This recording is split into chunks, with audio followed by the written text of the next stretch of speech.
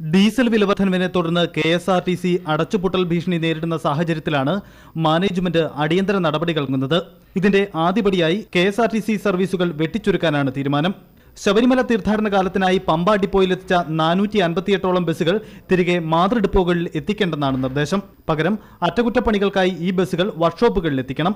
സംസ്ഥാനത്തെ വിവിധ ഡിപ്പോകളിൽ സർവീസ് നടത്തിയിരുന്ന പുതിയ ബസ്സുകളാണ് ശബരിമല സീസണിനായി പമ്പയിൽ എത്തിച്ചിരുന്നത്. ശബരിമല സീസണിനായി വിട്ടു നൽകിയിരുന്ന ബസ്സുകൾ തിരികെ ഡിപ്പോകളിൽ എത്താത്തത് യാത്രാക്ലേശം കൂടുതൽ രൂക്ഷമാക്കും.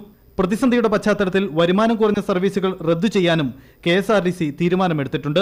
അതേസമയം സംസ്ഥാന പോലീസ് വകുപ്പിലെ എല്ലാ ജീവനക്കാർക്കും സൗജന്യ പാസ് അനുവദിക്കണമെന്നാവശ്യപ്പെട്ട് ട്രാൻസ്പോർട്ട് സെക്രട്ടറി KSRTCക്ക് നിർദ്ദേശം നൽകി. പ്രതിസന്ധി ഘട്ടത്തിലും സംസ്ഥാനത്തെ 65,000-ഓളം പോലീസുകാർക്കായിരിക്കും KSRTC സൗജന്യ യാത്ര അനുവദിക്കേണ്ടി വരിക. ഡീസൽ വില വർധനവിലൂടെ 15 കോടിയുടെ അധിക ബാധ്യതയാണ് KSRTCക്ക് ഉണ്ടാവുക. പ്രതിമാസം 67 കോടി ഡീസലിന് ചിലവായിരുന്നത് 82 കോടിയായി ഉയരും. India vision, Thiruvananthapuram.